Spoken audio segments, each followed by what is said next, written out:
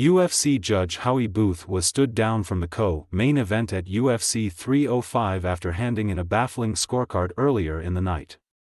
Booth was one of three officials scoring the main card bout between heavyweights Tuivasa and Jairzinho Rozenstruik, but while his fellow judges handed Rozenstruik a deserved win, Booth scored all 3 rounds for home fighter Tuivasa.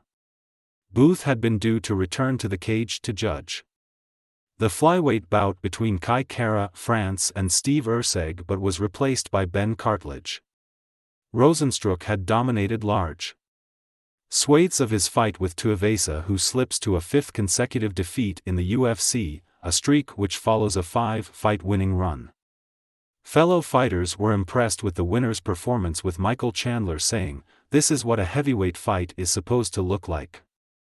Dudes are keeping a pace." While Henry Cejudo added, "Possibly performance of the night by Rozenstruik.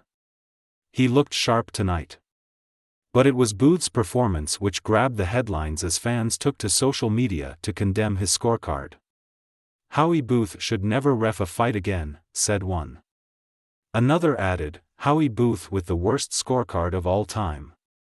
Yet another said, "Howie Booth needs to be investigated and never let inside another UFC event." A 30-27 is without a doubt one of the, if not the worst scorecards of all time. Ironically, Booth would not have been required in the second last fight of the night, as Kai Kara, France stopped Steve Erceg in the first round with a stunning performance to set himself up for a potential flyweight title shot. Also on the main card, Dan Hooker won a popular split decision over Mateusz Gamrot in a thrilling crossroads lightweight bout. Hooker later called out Conor McGregor, who is waiting for a date for his rescheduled bout with Chandler. In the main event, Dricus du Plessis choked out Israel Adesanya to retain his middleweight title.